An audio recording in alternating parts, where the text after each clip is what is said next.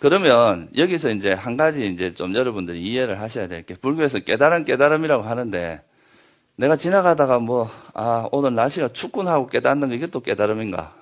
아니면 집에 가다 내가 걷고 있구나 하는 걸 깨닫는 것도 깨달음인가? 이 깨달음의 기준이 필요하겠죠. 그죠? 그러니까 불교에서 말하는 그 깨달음이라는 것이 뭔가에 대해서 이제 설명을 해 놓은 경전이 있습니다.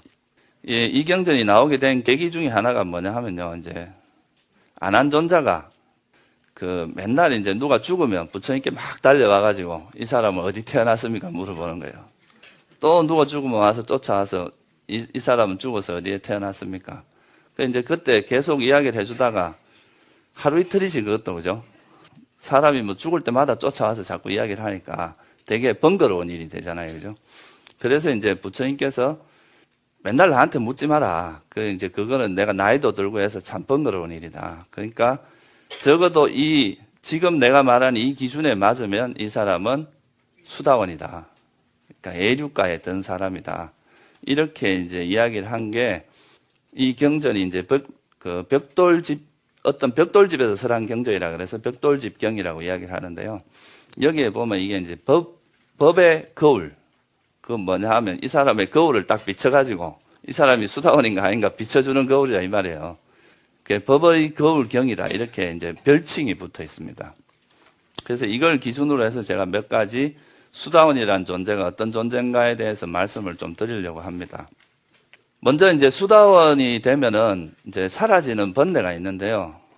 제일 먼저 사라지는 번뇌가 이제 수다원에서 이제 좀 거친 형태의 번뇌들이 사라지는데, 그 수다원에서 사라지는 번뇌가 크게 이제 이렇게 나누면은 첫 번째 사라지는 게 뭐냐 하면 우리가 삿된 견해가 사라집니다.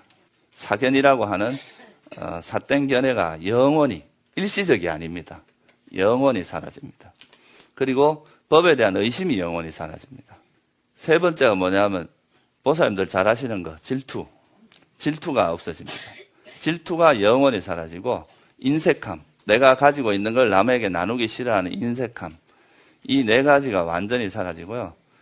또 하나는 뭐냐 하면 이 감각적 욕망과 성냄이 완전히 사라지진 않아요. 수다원이 되는 거는.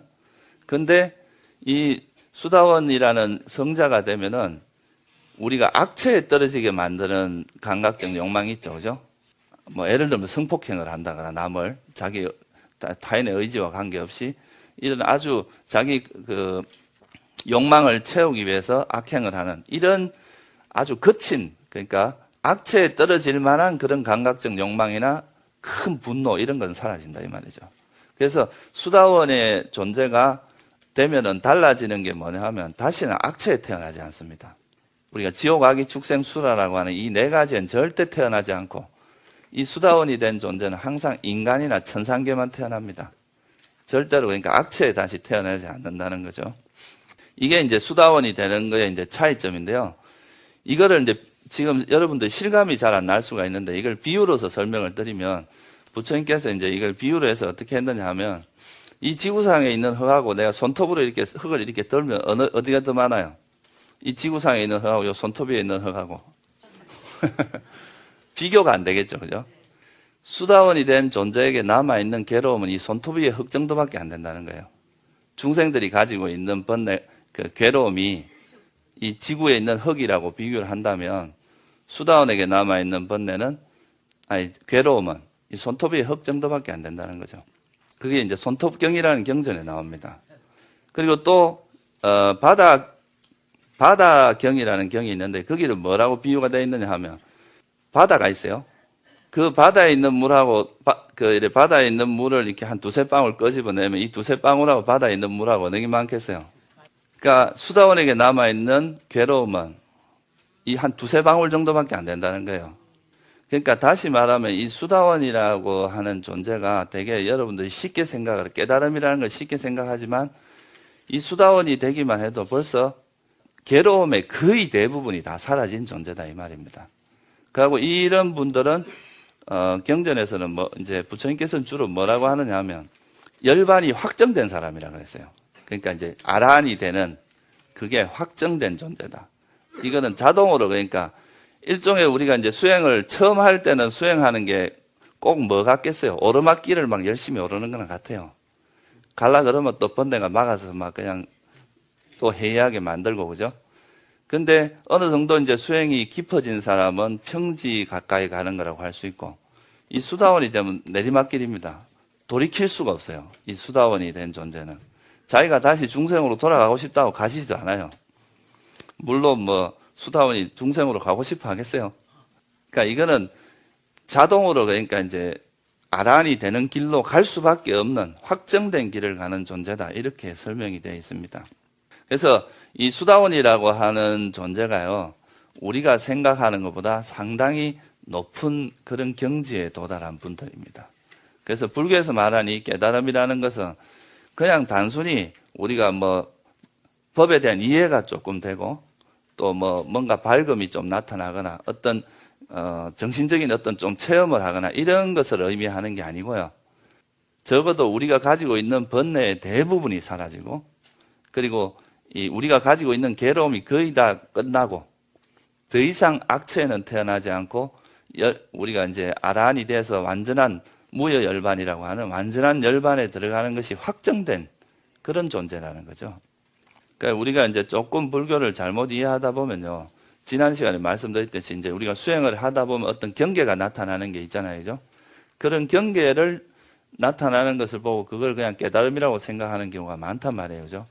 뭐 어떤 환한 빛이 나타나거나, 뭐 무지개가 나타나거나, 뭐 이런 걸 가지고 깨달음이라고 생각할 수도 있는데, 불교에서는 절대 그런 거를 깨달음이라고 하지 않는다는 거죠. 그래서 수다원이라는 존재가 그만큼 이제 쉽지 않은 그런 것이고, 또 수다원이 됐다는 것은 이제 완전히 깨달음의 길의 확정된 존재다. 이렇게 말할 수 있습니다.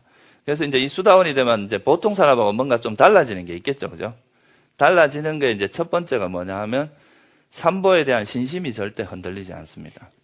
이게 이제 아까 말씀드린 아난존자가 물어봤을 때 부처님께서 법의 거울이라고 말한 그 경전의 내용입니다.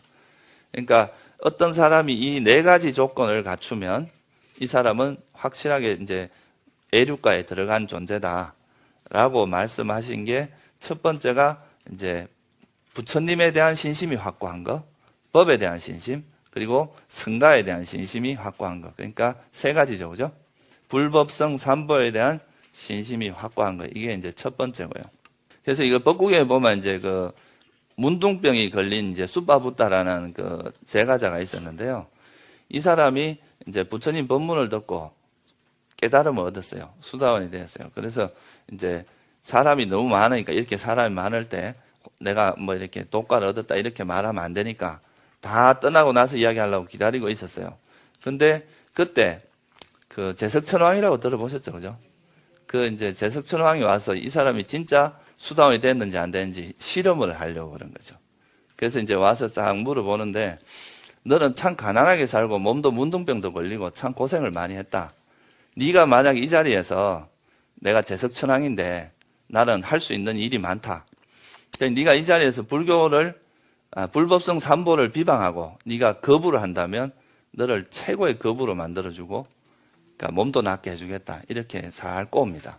그런데 이 수다원이 된 존재는 목에 칼이 들어와도 절대 불교를 포기하지 않는다 그러죠. 그러니까 이 신심이 확고해지기 때문에. 왜 신심이 확고해지겠어요? 아까 말했듯이 수다원이 되면 사라지는 번뇌 중에 하나가 의심이거든요. 법에 대한 의심이 영원히 사라지기 때문에 이건 절대로 이 법을 포기할 수가 없게 됩니다. 그래서 이제 그렇게 이야기를 하니까 무슨 소리냐, 내가 어떻게 가난하냐, 내가 부처님의 이런 법을 얻었는데 어떻게 가난하다고 할 수 있느냐, 이렇게 하면서 그거를 이런 지하에 거절을 합니다. 그러니까 이제 부처님께서 네가 아무리 꽈도 이 사람 마음은 흔들게 할 수 없을 것이다. 그렇게 이야기를 하죠. 그래서 이제 수다원이 되면은 달라지는 이제 세 가지. 첫 번째가 불법성 삼보에 대한 확고한 믿음이 생긴다는 거죠. 여러분들 같으면 내가 한 1,000억 줄 테니까 불법 포기하라 그러면 하겠어요? 진짜입니까?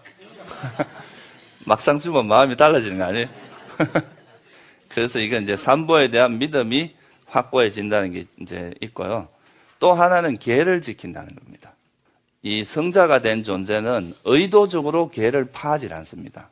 자기가 고의적으로 내가 살아있는 생명체를 죽인다거나, 고의적으로 내가 도둑질을 한다거나, 고의적으로 거짓말을 한다거나 또 고의적으로 삿된 음행을 한다거나 뭐 제가자들 같으면 간통을 하는 거겠죠. 그죠? 그런 것은 있을 수가 없다는 거예요. 이게 이제 수다원이 되면 달라지는 거죠. 그래서 이걸 이제 이거에 대한 좋은 예가 있는데요. 부처님 당시에 이제 쿠주따라라는 그 제가 여신도가 있었습니다. 근데 이 사람이 원래 무슨 일을 했느냐 하면 어떤 이제 우대 왕의 심부름으로 왕비한테 꽃을 매일 사다 주는 그런 일을 맡고 있었어요. 그래서 매일 이제 그 왕이 돈을 얼마를 주면 그걸 이제 꽃가게 가서 꽃을 사서 왕비에게 갖다 바치는 그런 일을 했는데 예전이나 지금이나 이제 삥땅 하는 게 있는 거죠. 이 사람이 원래 이제 왕이 8냥을 주고 그걸 꽃을 사라고 했는데 8냥을 다 산 게 아니라 4냥은 자기가 이렇게 쓱 자기 호주머니에 넣고 4냥만 가지고 맨날 꽃을 사서 갖다 바친 거예요. 그러다가 이제 이 여신도가 마침 그 꽃장수 집에 부처님이 이제 대중 공양을 오신 거예요. 공양 초청을 받아서 거기 공양을 하시는 거 거기서 법문하는 걸 듣고 그 법문 들으면서 수다원이 됩니다. 깨달음을 얻게 되죠. 수다원이 돼요. 그러니까 이제 그 깨달음을 얻고 나니까 이 깨달음을 얻은 사람은 절대 거짓말을 못 합니다. 자기 이익을 위해서나 그걸 위해서. 그래서 이 왕비한테 가서 이제 8냥을 받았으니까 8냥 어치를 사가 갔겠죠. 그죠? 평소에 오는 것보다 꽃이 2배가 많은 거예요. 그래서 이게 어떻게 된 일이냐. 예전 같으면 이제 왕의 돈을 손을 댄다는 건 죽을 수도 있잖아요. 그죠? 바로 사형에 처해질 수도 있습니다. 근데 그럼에도 불구하고 이 사람은 자기가 이제 법을 알고 나서 그러니까 수다원이 깨달음을 얻고 나서는 설사 죽음이 오더라 해도 이 거짓말을 할 수가 없는 거예요. 그래서 왕비한테 가서 이제 꽃을 2배로 사가면서 솔직하게 이야기를 합니다. 그동안 제가 좀 설적했습니다. 그러니까 이제 보통 이제 그 지혜가 없는 왕비 같으면 오히려 막 혼을 내고 뭐 죽이거나 그랬을 텐데 그게 아니라 그러면 네가 얻은 그 법이 뭐냐? 나에게도 가르쳐 달라. 그렇게 해서 이 구주따라라는 사람이 이제 부처님한테 법문을 듣고 오면 왕비한테 계속 전해주는 거예요. 이래가지고 왕비의 어머니, 그러니까 이제 법으로서의 어머니다. 이래가지고 아주 그 유명한 구주따라라는 이 이야기가 이제 초기 법국경에 아주 유명한 이야기 중에 하나입니다. 네, 그래서 이 수다원이 된 존재는 자기 목숨이 위협을 받더라도 절대 계를 어기지 않는다는 거죠. 이게 이제 좀 다른 점입니다. 그러니까 보통 사람들하고. 그래서 이 4가지가 확고하다면 이제 절대로 이 사람은 나한테 부처님께 물어볼 필요도 없이 이 사람은 수다원이다. 이렇게 이제 이야기를 한 거죠. 그런데 이제 이거를 조금 더 정확하게 이야기를 하면 수다원이 되면 이제 우리가 번뇌가 놓아질 거 아니에요. 그죠? 우리가 가지고 있는 수많은 번뇌들 중에서 이제 우리가 깨달음을 얻어간다는 건 번뇌가 점점 버려지고 놓아진다는 건데 수다원이 되면 놓아지는 게 아까 말했듯이 일단 삿된 견해가 없어집니다. 수다원이 된 존재는 그때부터 내가 있다라는 나가 있다, 자아가 있다라고 생각하는 그런 견해가 완전히 사라집니다. 그리고 아까 말했듯이 법에 대한 의심이 완전히 사라지고 그리고 열반을 얻었는데 뭐가 질투가 나겠어요. 그죠? 뭐에 대해서 인색하겠어요. 그러니까 이 수다원이 된 존재에게 또 사라지는 게 질투심과 인색함 이런 것이 영원히 사라집니다. 이게 이제 수다원이라는 존재가 되면서 달라지는 거다. 그래서 아까 말했듯이 이제 우리가 보통 보면 이제 깨달음을 얻었다고 막행막식하고 이런 경우는 우리가 이제 그걸 좀 착각할 수도 있는데 적어도 이 부처님 경전에 따르면 성자가 된 존재가 계를 함부로 어기고 이런 일이 있을 수가 없다는 거예요. 절대로. 그러니까 성자가 될수록 오히려 계를 지킬 수밖에 없다는 거죠. 그게 이제 여러분들이 꼭 명심해야 될 부분 중에 하나입니다.